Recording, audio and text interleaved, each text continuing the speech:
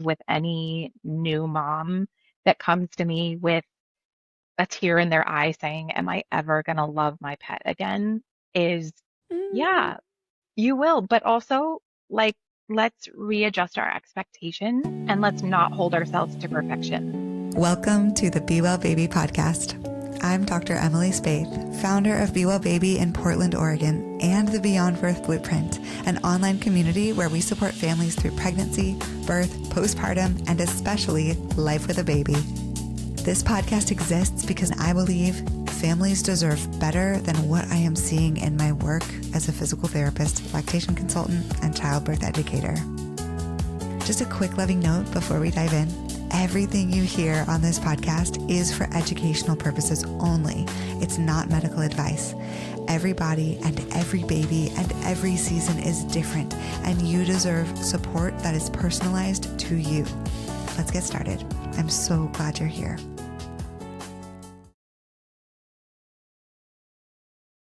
Recently, this topic has been coming up so often with all of the families that I am meeting. Whether you have a 90-pound dog who thinks he's a lap dog, or a cat who has very strong opinions about whose couch it actually is, bringing a new baby home to a pet is something a lot of expecting parents are quietly stressing out about.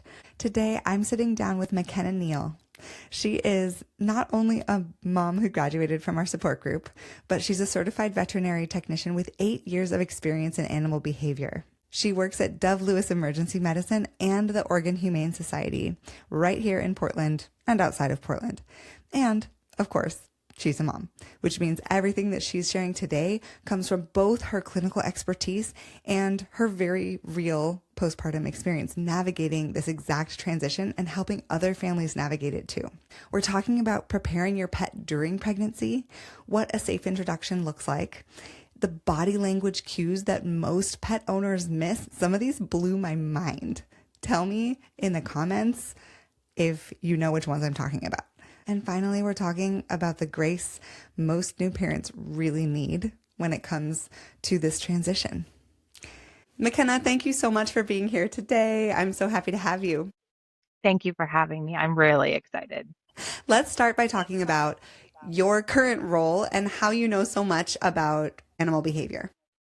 Yeah, absolutely. So I started in veterinary medicine 8 years ago when I took a job with the Animal Behavior Clinic in Portland, Oregon.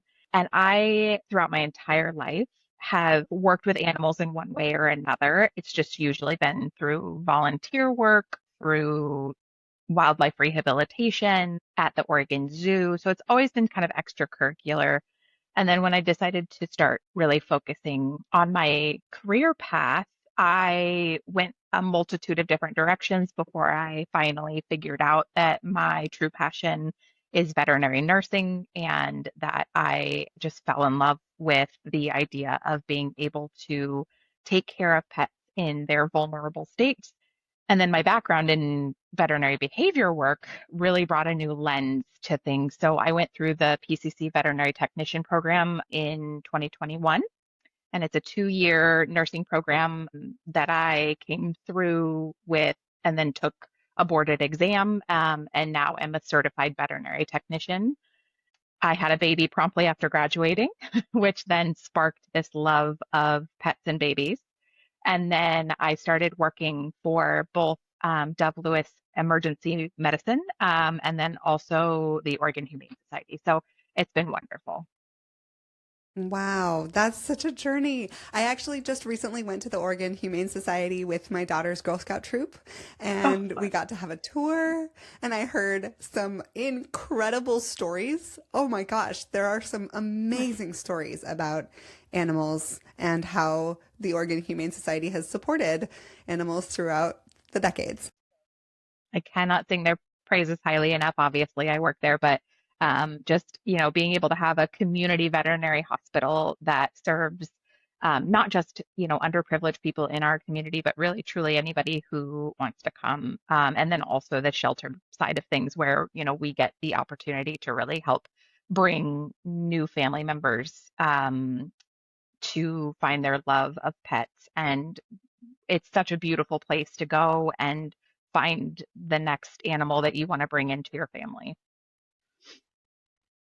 And you can actually volunteer, can't you? Yeah. hmm And in so many different areas, there's Mhm. no limit to what people can do.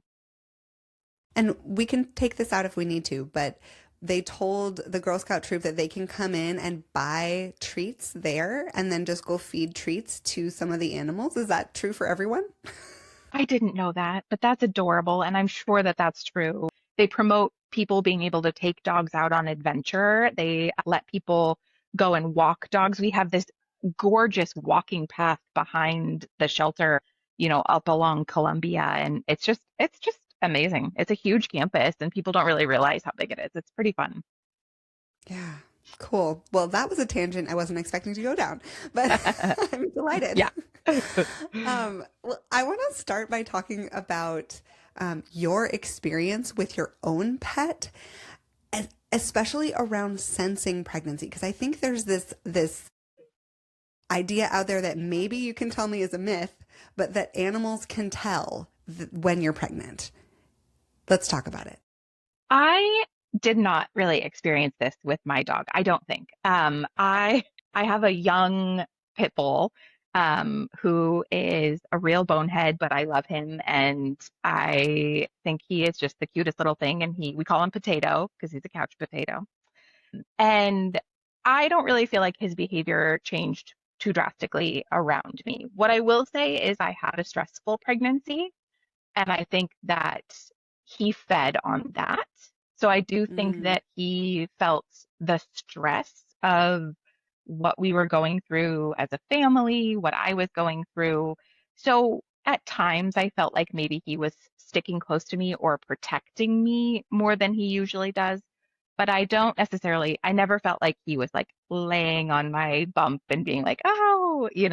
Um, but what I do think is really valid is dogs have an incredibly keen sense of smell, and hmm they have been bred to live alongside of us for millennia. And I think there must be inherently the ability for them to sense hormones and to sense change, whether that's environmental or physical change. I think they're very smart. And I believe when people tell me like their dog knew before they knew that something was different in their body, or like, hmm that makes sense to me. Yeah, I think that, we know there are dogs who can sense epilepsy. There are dogs who can sense a heart attack.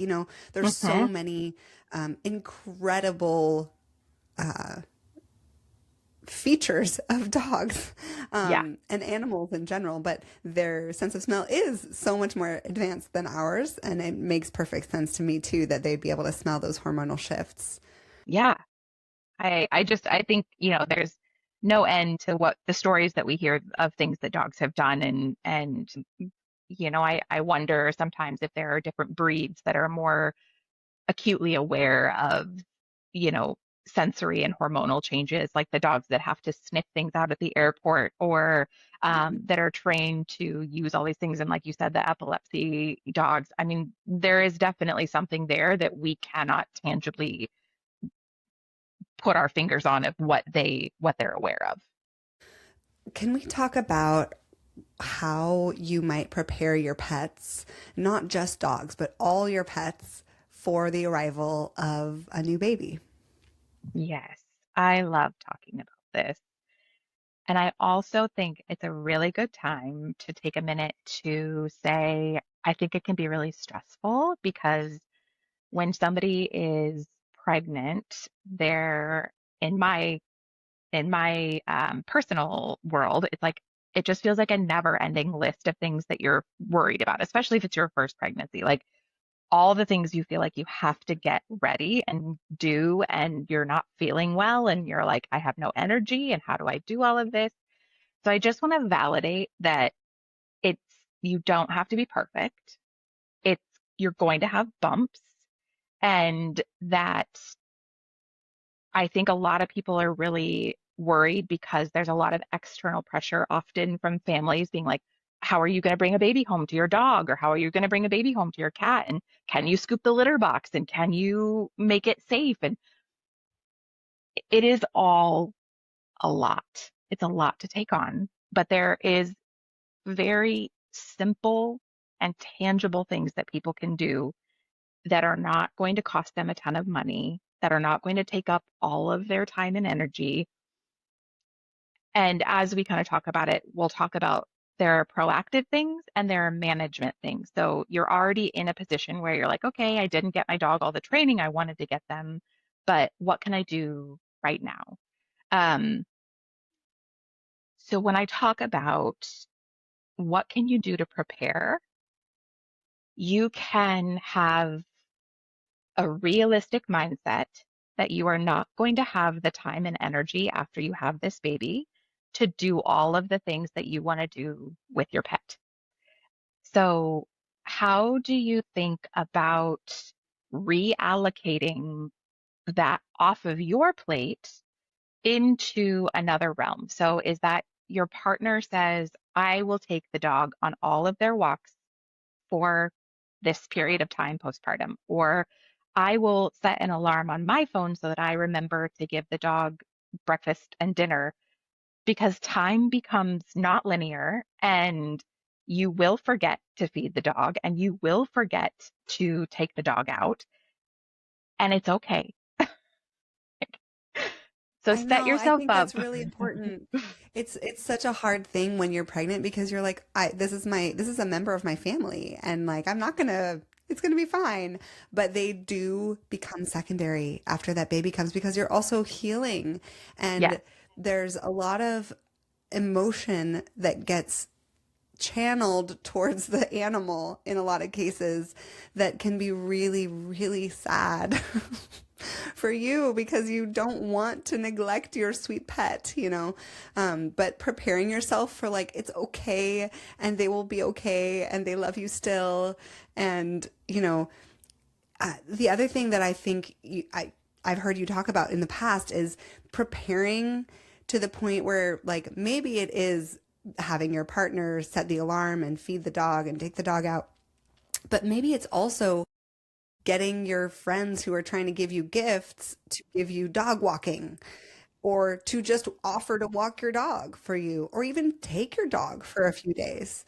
You know, I know that Yeah. in your case, you actually sent your dog away for a little bit.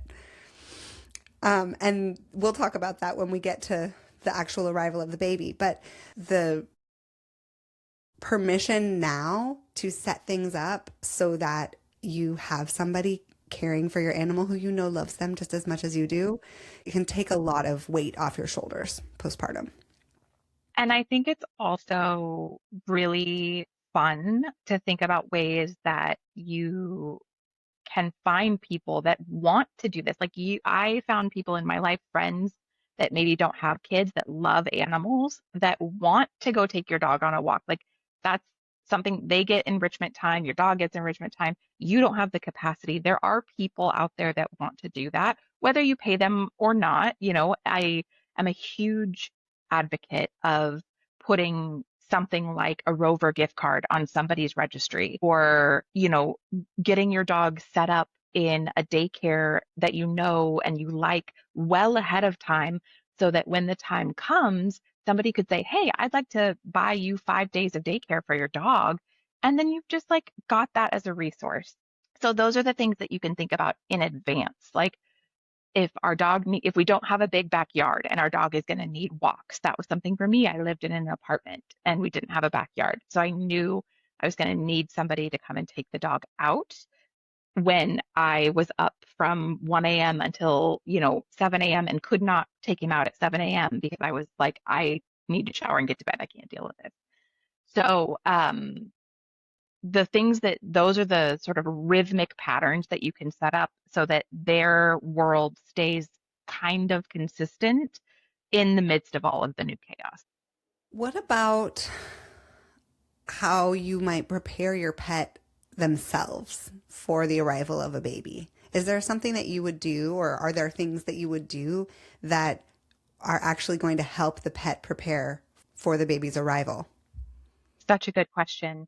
I think and no shade on this, but I think the cliche is like, oh, I'll just bring home a baby blanket and let my dog sniff it, and then they'll like realize that I've had this baby and it's a part of our family and it'll be great, which there's no problem with doing that. But I do think it's important to shed some light on if you bring a blanket home from the hospital that does have your baby scent on it, great.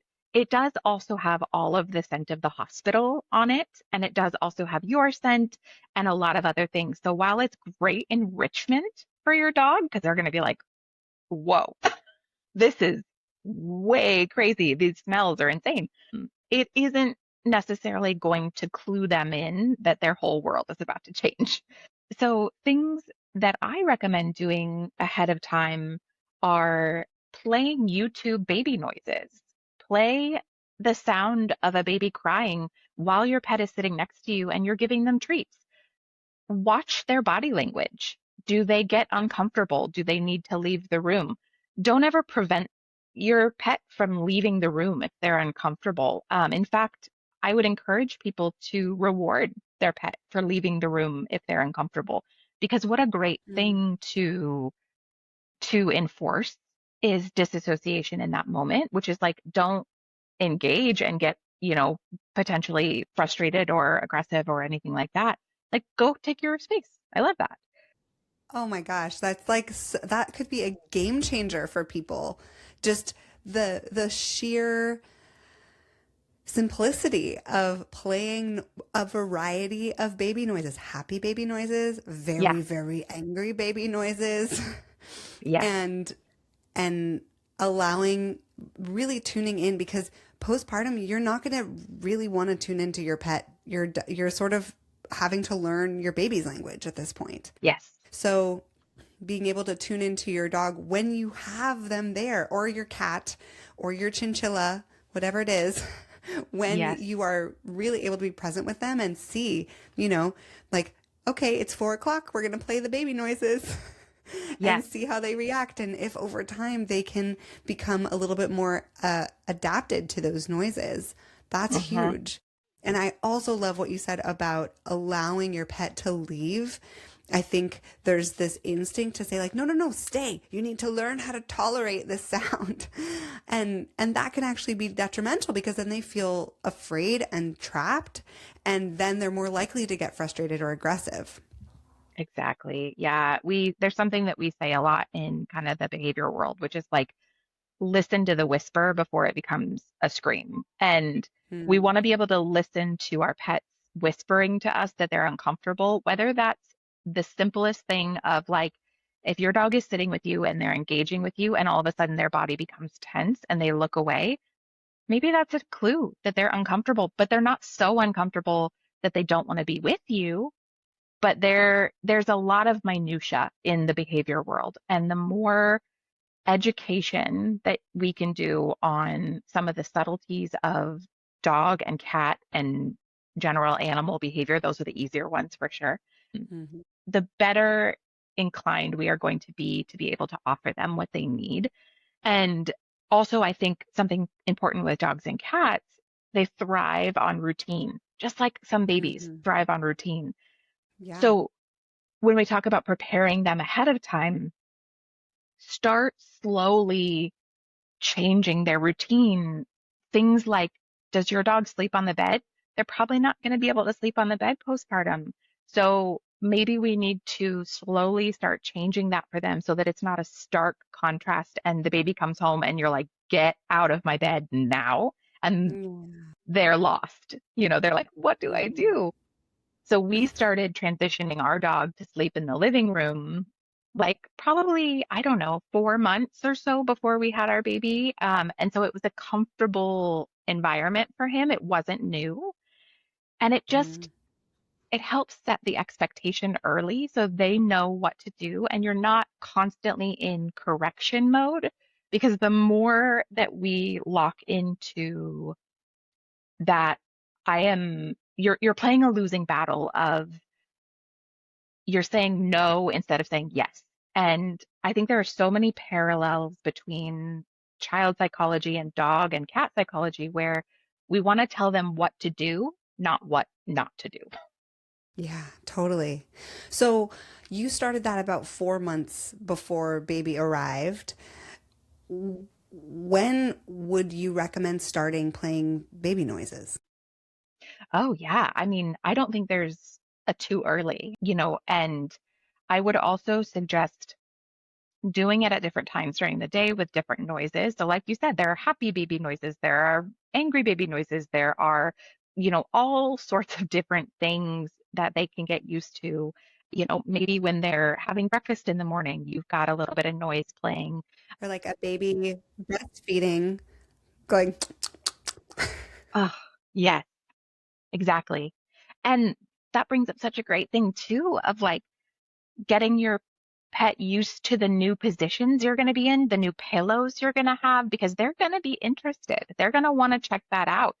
And you're not going to want your dog to come nuzzle in with you while you're struggling to get your baby attached to your breast. And so I think getting them used to that and having, if you can and if it's feasible, having the ability to go back to some of those early training things, like making sure that your dog is great with the foundation work of sit, Mhm. stay, lay down. You know, there's something that we do, which is called place, which is when we say place, our dog knows exactly where to go. It's a mat that we leave out, and that's their like calm spot where they get a treat when they go there. It's his place. Um, at this place. So I think, Cute. those are some things that in the beginning of preparation are really easy, 5 minute, you don't need to take an hour. It's a small thing you can do. Make it happy, make it fun. Um, I think the more positivity that we bring to it, the more likely they are to engage and start to put that pattern into place for later. Do you see cats have the same reaction as dogs? Are cats, going to react to a baby crying in the same way that a dog might? Such a good question. I don't think it's the same, but I do think that there is similarity. I see cats kind of go one of two ways, which is either very avoidant or very curious. And that Hmm. just depends on the personality of the cat. Yeah, Um, totally, totally. I see things like cats get very curious about bassinets or things that they can lay in. And so that's the struggle that I find with a lot of cat families when they bring a new baby home is they're like going to put their baby in a bassinet and there's like cat fur everywhere and they're like, oh my goodness gracious. So it's like it's the little things of thinking about what do cats like? Cats like to go sleep in weird places. Are they gonna, you know, want to be in the crib with your baby? Is that safe? Things like that. Yeah. And I think we can agree that's not safe. Yeah, yes, correct.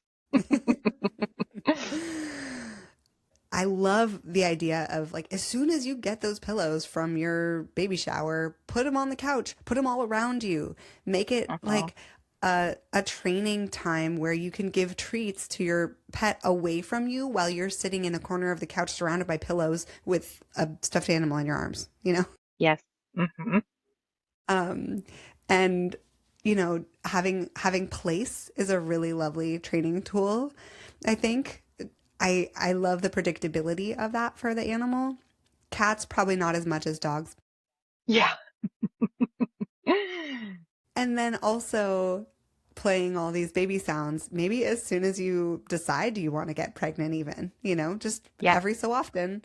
I think the easy thing to do is to do it every day for 5 days and then forget for the rest of your pregnancy. Yep. So just like making it a little habit that, at, odd times of day, whenever you think of it, play baby sounds. It doesn't have to be sacred. It just has to happen for 30 seconds or a few minutes and then you're done. Exactly. And then also you mentioned going back to the basics. So making sure that your animal is trained in the way that Hmm. you initially trained them. And maybe pregnancy is, I don't know, you can correct me if I'm wrong, but maybe that's a good time to go back to a behavioral class and, get a refresher for you and your animal. What do you think about that? Oh, absolutely. And while I'm not here to promote my work in any way, I do think it is a valuable resource that for anyone that is in the Portland area, Oregon Humane does have these classes that they give to the community, and they're just a wonderful basics refresher that it's just one day or 2 days. It's not going to take up a lot of time, but there's so many Mhm. resources in the community or in other communities for really non-time consuming short ways to not only kind of re-go through the basic training and make sure that your dog feels comfortable or, things like that. But also that's a great way for you and your animal to bond and Mhm. build that relationship, which will benefit both of you when things become inevitably a little bit more chaotic. That's a really good point. And everything that we are saying, I keep thinking about the toddler relationship as well. That Hmm. like if you can bank more time with your toddler when you're pregnant, really like fill up their little batteries, then you have a little more leeway postpartum. Exactly. Same There's thing. so many similarities. Yeah.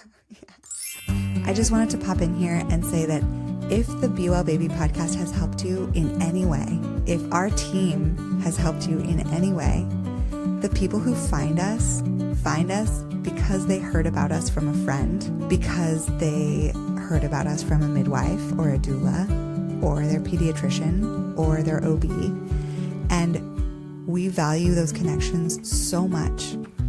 And we know that the only way for people to find excellent healthcare is for people to talk about it. So if you have a minute, please leave the podcast a review. It will help people find this podcast. If we band together and shout this from the rooftops, then we will be able to change healthcare. Thanks. Is there anything else that you would do to prepare a pet that we haven't touched on? I think all of that is it's really about thinking of things that set yourself up for success and not being reactionary afterwards. And something I would recommend too is, we talked about like putting a Rover gift card on somebody's registry. The other thing I really love is it doesn't just have to be taking a dog out on a walk. Many dogs find enrichment with things that are inside the house. So, licky mats that we can put in the freezer, Kongs, things like that that you can make ahead of time and stash away in your freezer for a time when you can't go to the park and throw the ball, but you can give them something that they can chew on for 10, 15 minutes that's going to really work their brain.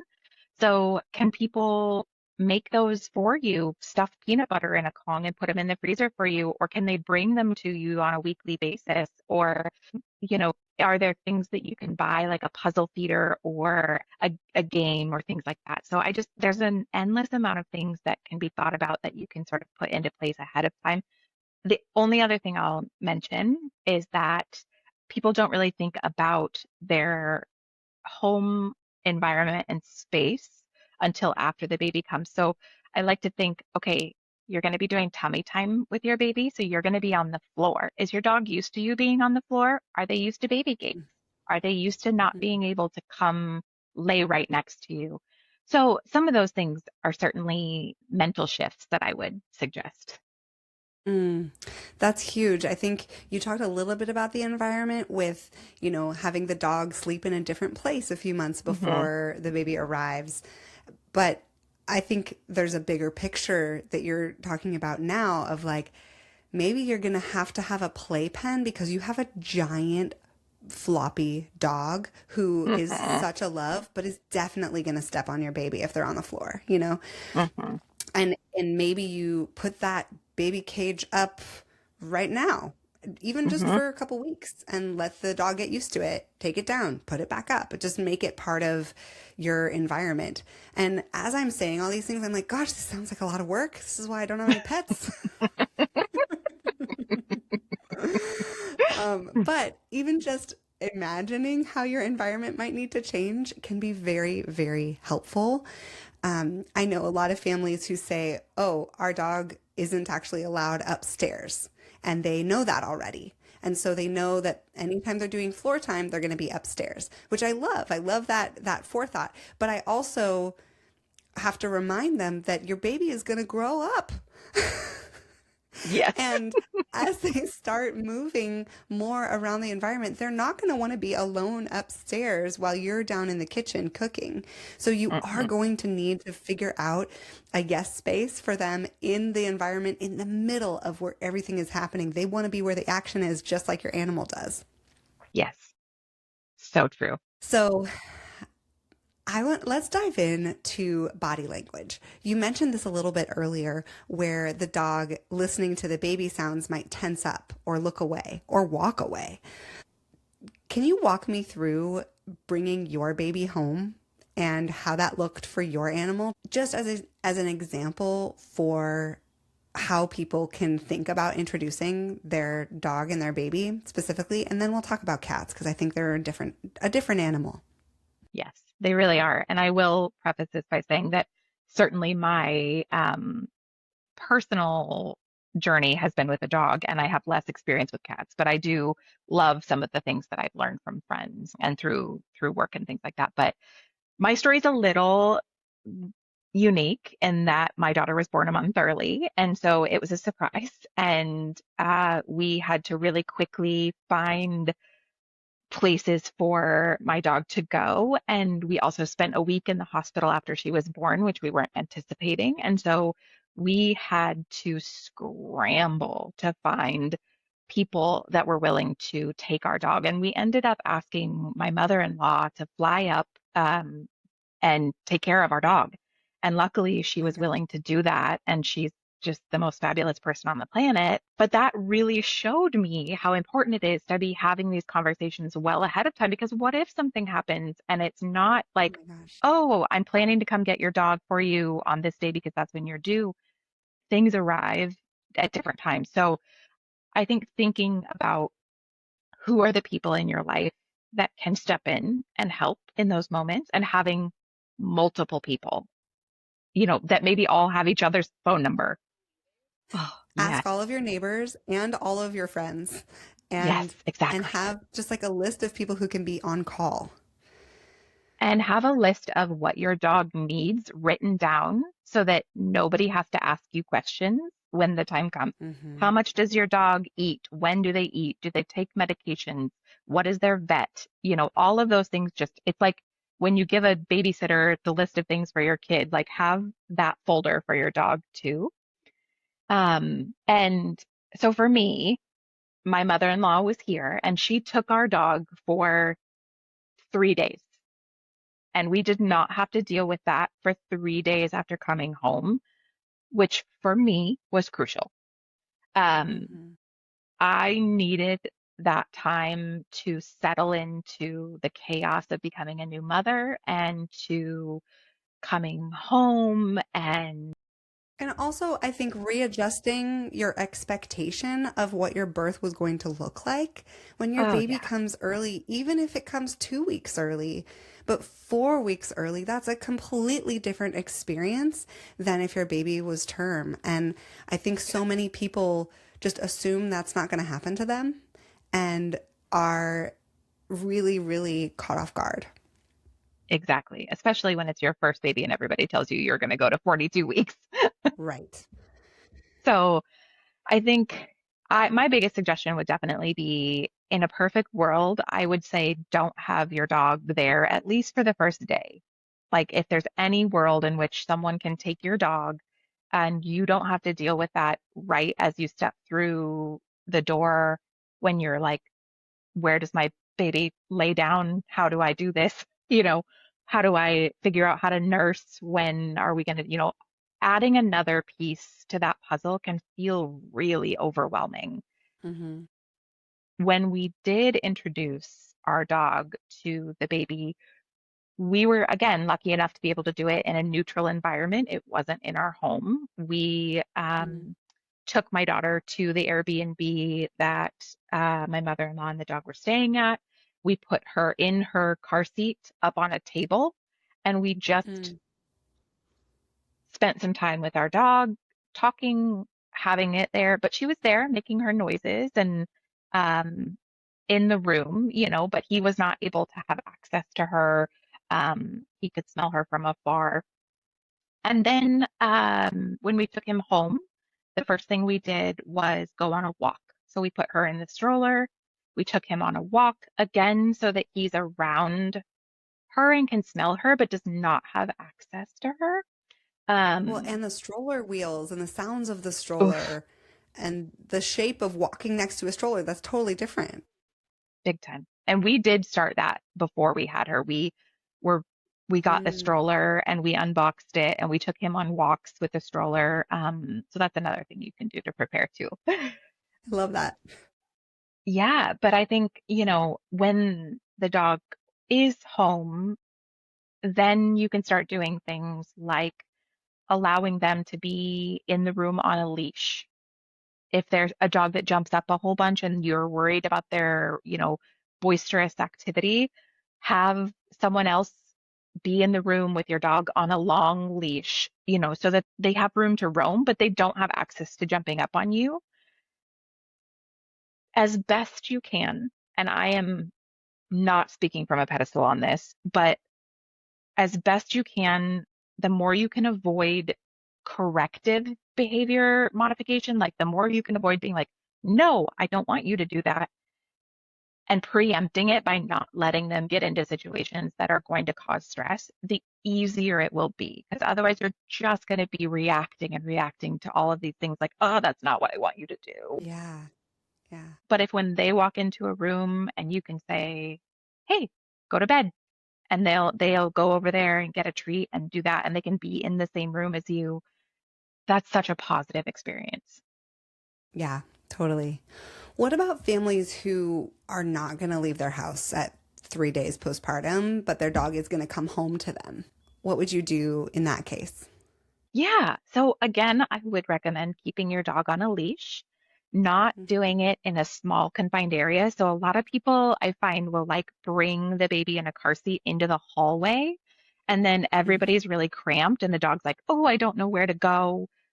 So do it in a neutral, open environment, whether that's in the front yard, in the backyard, in a big kitchen, where there's space for everyone to move and walk away or, Hmm. readjust.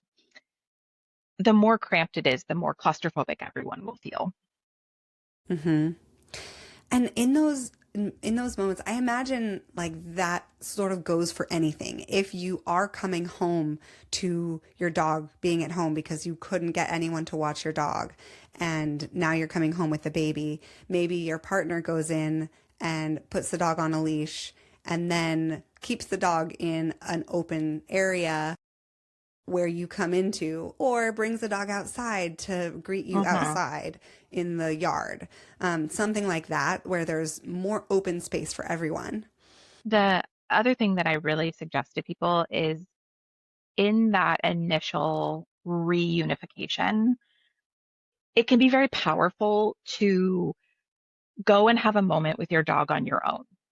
So maybe Hmm. you have your partner stay outside with the baby in the car seat or, in the carrier, and you go and you just sit with your dog for 5 minutes, just you. So they're not trying to readjust to this new baby and you're focused on the baby. You're not focused on them, but you're trying to say hi to them. Just have a moment where you can say, okay, I'm back. I'm here. Things are going to get crazy, you know, a- and or you can have, say, someone else take your dog for a walk and get their exercise out before you do an introduction, because that all Hmm. of that energy is going to bound up and they're going to be so excited to see you. They're people that it can be really smart to give them an outlet before they're in that position where they're like, I haven't seen you in so long and I'm so excited. And I'm inevitably not going to be able to listen as well as I could, if I was tired or, all the things. Yeah, and that goes back to not putting your animal in a position where they're not going to succeed. You know, Yes.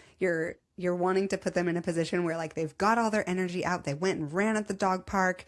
They already got to greet you and say hi to you, and now it's time for them to chill and they can come in, chill, have some water, have a snack, Yes. and start listening to the sounds of this new baby, maybe smell around a little. Um, maybe you're holding the baby and they get to smell the car seat, just kind of Hmm. bringing the baby environment to them in a neutral way, setting them up for success.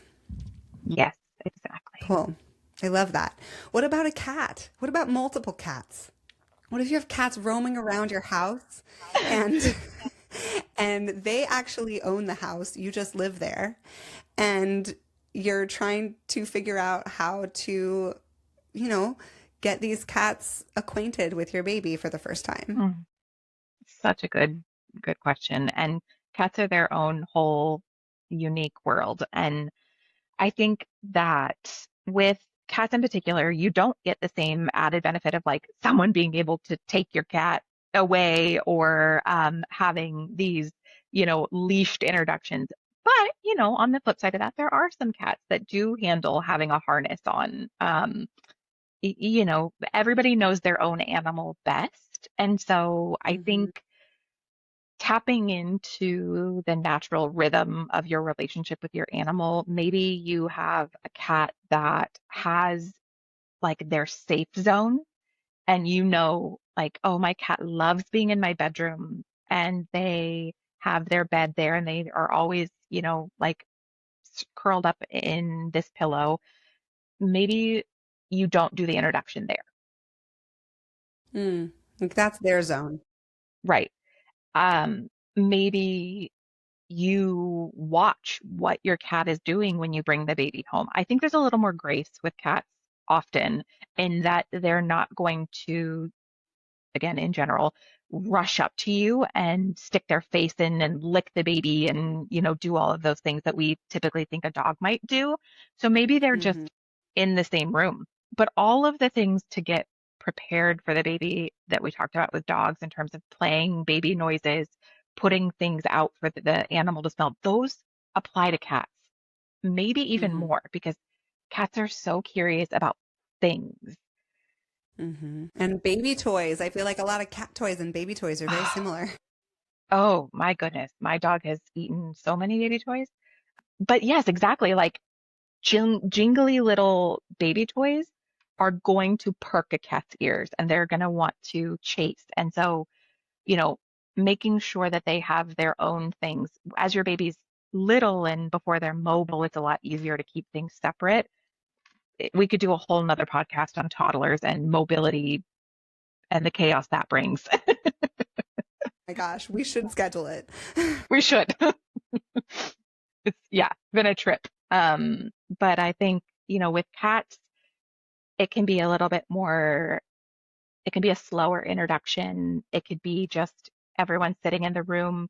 Now, do you know that your cat is the cat that's going to come and jump on your shoulder and want to nestle in? Are you comfortable with that? What is your comfort level? Thinking about things like that, because it's going to differ for every single person. Some people are going to be comfortable with their cat nuzzling into their shoulder while they're breastfeeding their baby. Other people need to be completely focused on that. So maybe it's going to help you to have a place where you can go breastfeed where your cat does not have access. Maybe it's going to Mm. help you to slowly transition your cat away from sleeping in your bedroom if you're going to have your baby in a bassinet and you need to make sure that that cat is not jumping into the bassinet. Um, so knowing kind of what those routines look like and how to adjust things and kind of Hmm. watch your, expectations around everyone's behavior. Yeah, absolutely. If your baby ever needs a pacifier, and not all babies do, the one that I would want in your world is the Ninny. It's the only pacifier designed to actually mimic the shape and function of the breast. It looks like this. It's very soft here, like an areola, and then harder, like a nipple. And this shape means that it supports healthy oral development instead of interfering with it. I really love it because babies don't just passively hold it in their mouth like the ones with a bulb on the end. They have to actively suck. It's hard work. It's my workout pacifier. And that matters for feeding, for regulation, and for long-term oral function. It's especially beautiful for breastfed babies who need a little extra soothing without confusion. If you're listening and you're pregnant, postpartum, or buying for someone you love, you can grab a Ninny through the link in the show notes or use the code BeWellBaby for 10% off at checkout. Let's talk now about some of those pet behaviors like the whispers that you were talking about earlier, because I know there's always in the back of everyone's mind this injury and bite risk factors when it comes to pets and babies. Most people who have a dog and are introducing a baby, they're like, my dog's never going to bite this thing, you know? But sometimes you just never know. Uh-huh. And so let's talk about that just in a really grounded, realistic way. And especially diving into those cues that we're looking for and how to manage behavior before that whisper becomes a scream. Yes, absolutely. You know, we hear a lot of really scary things, particularly with all the access to videos and social media and the news cycle.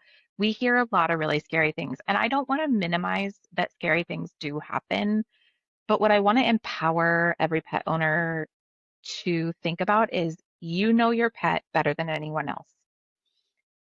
The more you can attune to your pet, the more you know their body language, the easier time you're going to have with telling when they're comfortable and when they're not and adjusting. It's exactly the same as learning. I think you said this earlier, learning your baby's cues. When you first get them, you're like, oh my goodness, are you hungry? Are you tired? What do you need? And you learn what every little coo means, what every little hand gesture means. And don't take that learning process for granted. We do need to put a little bit of work into learning our pets and just as we do, with our babies. And so with dogs in particular, I think it can look very different for many, many different dogs, but we'll talk about some of the general things that people can keep an eye out for, and then they can use that knowledge in different situations to say, oh, I think this actually might mean they're nervous. So one of the big ones that's always the sort of shock and awe is that oftentimes for dogs, licking is not an I love you. Often dogs will And that's not to say that it's always the case. Dogs lick to show affection. They love it's a very sensory, exciting thing that they do.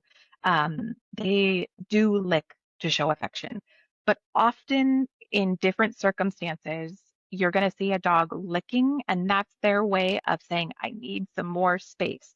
I'm using my tongue to create space. So what that Mm, generally looks like is not the dog that's wagging their tail, that has loose body language, that came up and licked you and is just like rolling over and so happy. That's the dog that's laying right next to you, but their body is turned away from you. Their ears might be a little bit back. They're giving you what we call whale eye, which is like those big, wide, dilated pupils where you can see the white of their eye because they're not looking you straight on, they're looking at you from the side. And then mm-hmm, they turn to you and they lick you really quick and then they turn away. That's, mm, I need space. I don't love this. mm-hmm, I don't love this moment, but I don't want to leave your side. And mm-hmm, so something that I found really fascinating is in human psychology, we talk a lot about fight or flight, and we talk about that with dogs too, but then we have evolved to realize that there's fight, flight, freeze, and fawn. There are different ways that people respond to overt stimulus. There are different ways that dogs do too. And some dogs will freeze and some dogs will fawn and they will roll over and they will lift their leg and they will say, I am so submissive. Please don't do this. I'm so uncomfortable. And we think, oh, they're so mm, cute. They want a tummy rub. And really what they're saying is, I will do anything to appease you because I cannot be here right now. And so I mm-hmm, think that there are a lot of subtleties that we overlook and we take for granted because, like, I'm mm, speaking from personal experience. My dog is the most tolerant dog on the planet. He he lets me get away with so much stuff. And truly, this comes from no judgment because anything I'm saying, I have done the opposite. I've done the wrong thing. But I know when he's uncomfortable. Yeah. And there are times when I don't have the capacity to listen as well as I would like, but I have put the work in to know what he's saying. McKenna, I just want to Hmm. validate right now that all of us are like that. You know, we sometimes know exactly what we're supposed to be doing for our babies, for ourselves, and for Yeah. our pets. And yet, that is not what we do. And we're all still wonderful human beings who deserve love and patience and kindness. Oh, So, exactly. Truly, like, that's the anyone most listening to important. this who's like gotten frustrated with your animal and you're not even postpartum yet, yes, right? Hmm. Like, of course. You are not alone. And it's so valid. And truly, I think my favorite conversation to have with any new mom that comes to me with a tear in their eye saying, am I ever going to love my pet again? Is, Mm, yeah, you will. But also, like, let's readjust our expectations and let's not hold ourselves to perfection. And let's not hold our pets to perfection because this is going to look messy. And sometimes your capacity is going to be less, and sometimes it will be more. And your relationship will ebb and flow with your pet. And maybe they're not an only child anymore like they used to be, and it looks different. But anybody who's had more than one kid knows it looks different when you're split in different capacities. And so I think that I want to give people the grace to normalize any emotional shifts that they are going through and to strategically lower the bar. But like, it is okay if your dog does not go on a 3-hour hike to the coast. It is okay if your dog literally just goes out in the backyard to go potty. They're gonna be fine. I promise you, yeah. they will be fine. Are they gonna be more annoying because they have more energy? Yeah, maybe. Yes. But you are not neglectful. You are Hmm. not a bad pet parent. You are doing the best you can with what you have at the time. And it is so freeing and so important, particularly in the depths of postpartum, when, like, I know for me, I really struggled with getting myself ready to do anything and then getting my baby ready. I want to like pause for a second because I know that you are talking about this from a place of like you've been there, you know? Hmm. Hmm. Mm. And it's so you know, I'm lucky enough that there are people in my life who bring me dogs to love, and I don't have to own my own dog. But I love animals so much, and don't bring me any more dogs to love. I already have enough. But but but I love dog sitting.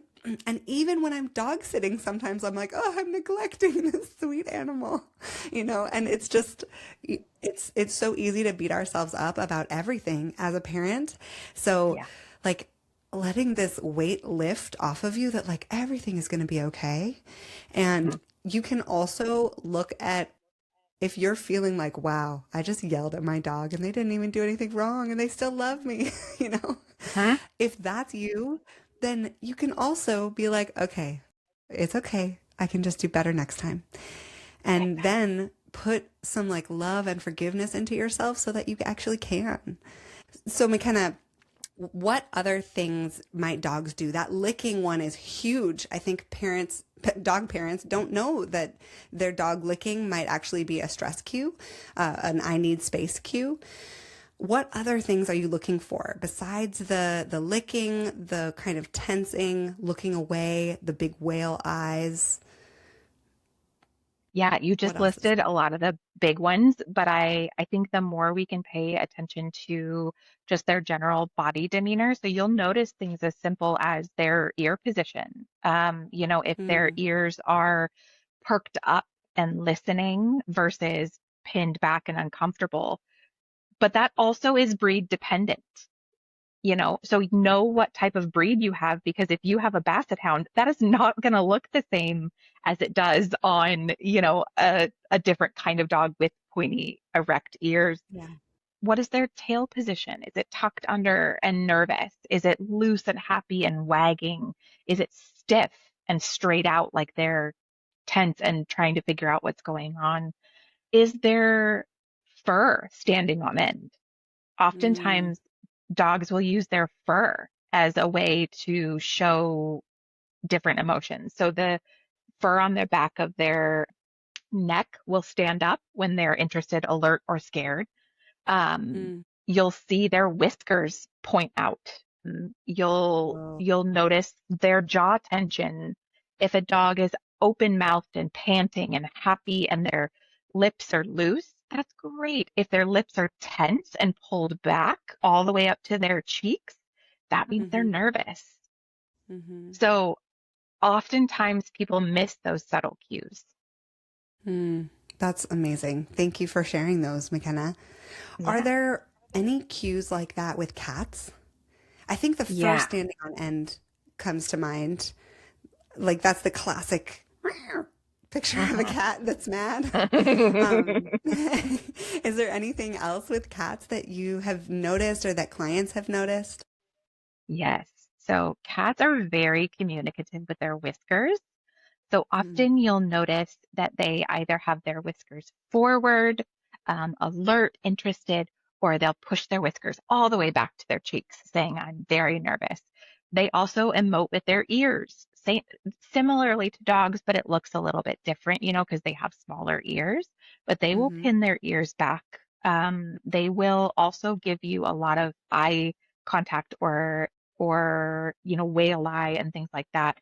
But the other thing is cats, we talk with dogs about like growling. Some dogs will growl when they're uncomfortable, and we always want to listen to a growl before it becomes a bite. We don't want mm-hmm, to cause them to escalate up that ladder because they were like, well, you didn't listen when I growled, so now I need to get your attention in this way.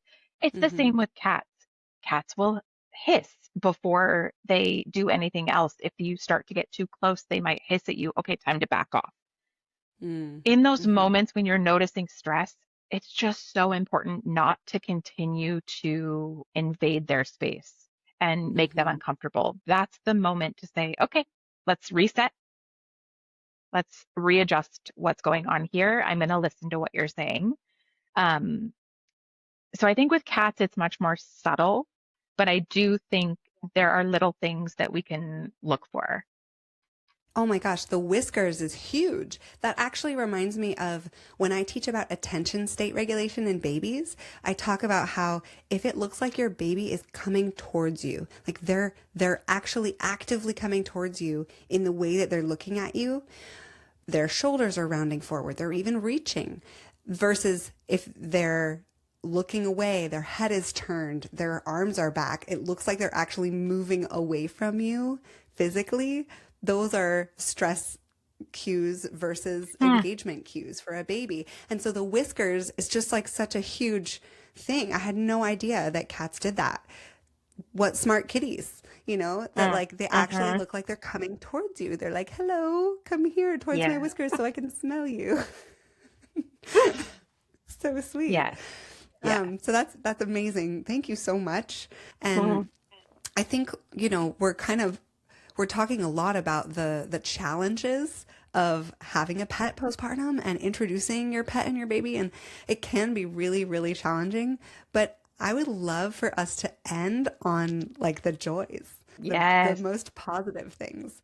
Let's talk about how beautiful and amazing it can be for your baby to grow up around a pet. It is. It's so special. And it's a really interesting bond. Like I have noticed my daughter, who is now almost 2.5, and just the way that she's grown up and become comfortable around this 80-pound dog, and it's really brought me closer to her. Obviously, I work in this industry, so I'm passionate about it, but like I get to spend time with my daughter teaching her about body language now that she's older. Mm, But it's beautiful. And even though you're right, we've talked about a lot of the stress and a lot of the things to think about and a lot of the difficulties. There's also the reality of watching. your whole family navigate this new situation and you're looking at this animal that you brought into your home because you fell in love with them and you've had all of this life experience with them, and then watching them figure out this new dynamic can be really beautiful. And even Mm-hmm. in the stressful moments, it's special. And I lost a lot of my joy and relationship with my dog postpartum. A lot of that Mm-hmm. had to do with struggling with postpartum depression and anxiety for me personally. But I got to a place where I didn't have a good relationship with my pet, and I really considered rehoming them. And I just Mm-hmm. want to take a minute to normalize that and to speak to the fact that little by little over the last 2.5 years, I have figured out what I needed personally, which has helped me figure out how to build my relationship back up with my pet. But if you Mm-hmm. feel like you've lost some of that joy, there are little ways to bring it back in. It can be on your own timeline. It does not have to happen 2 weeks after you get home with your baby. Um, Yeah. it does not have to happen by the time you go to your 6 week appointment. Remember that babies that are raised around cats and dogs have um, scientifically less allergies than other children, which I think is a really cool fact. Um, Gosh, the coolest. It's so cool. And I think part of that is the exposure. Same yeah, thing with when we took away peanut butter, yeah, right? Like we we inherently took away an allergen that in now we are recommending that we introduce at 4 months just to make hmm sure that there isn't an allergy. hmm yes. And pet ownership actually will support an immune system development, which I think is really sweet. It's really fun. And I had to figure out what made me feel happy in regards to my relationship with my dog. And so what stressed me out was thinking about taking my daughter and my dog on a walk together because I could not Mm, figure out how to do it without my dog pulling and me feeling like, oh, I'm going to lose the stroller. So I asked my partner to stay home with my daughter, and I took my dog out on a 10-minute walk with treats that mm-hmm, was not geared towards any specific goal. I wasn't trying to get from point A to point B. I wasn't in a rush. I just wanted to spend some time with my dog outside, which was good for my soul, good for him. And he just sniffed things and I gave him treats. And I slowly started doing that 1 day a week, 2 days a week. mm, It gave me time to put headphones on and tune out from being a mom for a second. It gave my dog mm-hmm. time to get out of the house. It was a positive experience. So I think Yeah, there are so many ways that we can start rebuilding positivity into those moments by just saying, my expectations are not that I will have this all figured out. And my expectation is not that I will give my dog the perfect day, but maybe I can give my yeah. dog 10 minutes. Mm-hmm. Tell me about some of the like most sweet moments that you have with your baby and your dog now that you're kind of on the other side of the the lack of connection. Mm, yes. So it's fun because I recently was just looking back at some of our baby photos from when she was really little, and I have these really cute photos of her, on the boppy when I'm nursing her and my dog Potato right next to me on the couch, not laying on me, not being up in my business, but just simply sitting with me like at 1 a.m. while I'm watching some trashy TV show, nursing my kid. And now Yeah. I look back and I'm like, that is so sweet. And he was just there, in that moment. He Hmm. wasn't pressuring me. And then now that my daughter is a toddler and runs around and can play with him and has started throwing the ball for him, and, she will sneak food off of her plate to give it to him. It's just the best. It is endlessly annoying at times, and it is also beautifully hilarious. And you know, I could do a whole nother podcast on safety, and it is something I very much believe in and I have strong feelings about, but I do also have to be completely transparent in that my daughter will run around the house and push my dog out of the way, and I'm like, oh, that is not ideal. But it's also really cute and he's very tolerant and I am supervising, but she's not concerned about his presence. Mhm. And And I think you've also done a lot to learn his cues. So yeah, you know when that's safe. And he also knows how to remove himself if he's not yeah, into it. he does. Yes. But He I has, love the babies playing with dogs is just the cutest thing in the world. yes, it truly is adorable when you have kids and dogs that are interacting safely. And like you said, my dog knows how to remove himself from a situation. He has his space that my daughter is not allowed in. And we Hmm. have set that up over time and taught her, like you are not allowed in that space. That is only for Yeah. potato. um, Yeah. and And it's also just a great opportunity for me to teach her how to interact with animals safely, and how to give gentle pets and not touch their tail or their muzzle or their, Hmm. things like that. So I do a Yeah. lot of work with her now. Yeah. That's amazing, McKenna. Thank you so much for taking the time to talk to me. And I cannot wait to talk to you more about introducing toddlers and Mm. pets. Because I know there's a bunch of crazy people out there who decide to get a dog when they have a 2-year-old. Yeah. So I'm sure that we can go into that when it's time. I would love that. Thank you so much for having me, Emily. It was such a pleasure. You're so welcome. And I can't wait to see you soon. Oh, me too. Thank you. Thank you, McKenna. And thank you, everyone, for being here with us. If you have a friend who is about to go through this, you have to send them this episode. There are some real gems in here. The whiskers, right? So cool. All right. I'll see you all next week. Audio and music production by the amazing Peter Gary, with Lillian Ewert managing all scheduling and operations of Be Well Baby, including this podcast. Thank you both for making this happen. New episodes drop every Wednesday, and I'd love for you to follow us on Instagram at BeWellBabyPDX or visit BeWellBaby.org to book a time to chat with us. And if this episode helped you, please send it to someone who's pregnant, postpartum, or someone in your life who wants to support you better. No one should have to do this alone. Welcome to Be Well Baby. You're in the right place.